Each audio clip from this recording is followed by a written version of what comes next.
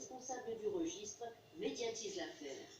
Nous, on a constaté un excès de cas, c'est-à-dire plus de cas qu'attendu de cette malformation chez des femmes qui toutes vivaient en milieu rural. Et nous en sommes là.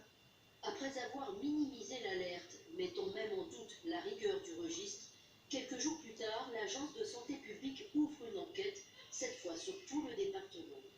Elle examine les données des hôpitaux et s'interroge depuis hier sur 11 cas supplémentaires entre 2000 et 2014.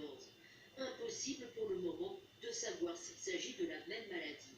Je souhaitais vérifier que sur le département-là, il n'y ait pas d'autres cas en dehors de la zone qui est actuellement ciblée, parce que là aussi, c'est très surprenant d'avoir des cas qui soient uniquement sur certaines zones.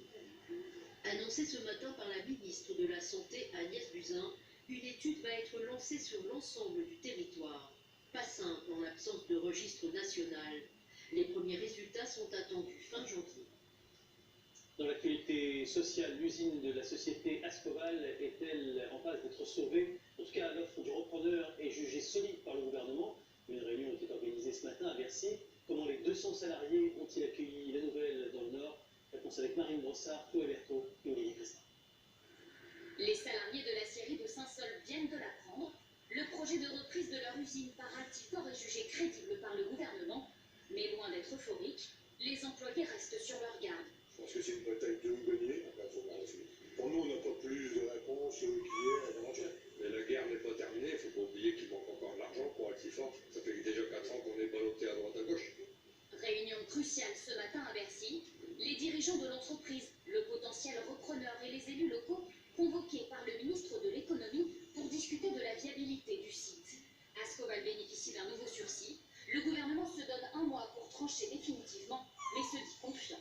Tout le monde disait que l'activité n'avait pas d'avenir, elle a de l'avenir, le gouvernement le reconnaît, et maintenant il nous reste à conforter le plan de financement. Car pour sauver l'usine, le site doit être modernisé.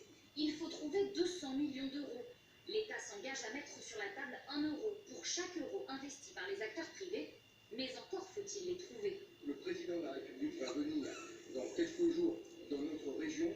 Il ne peut pas venir dans notre région sans dire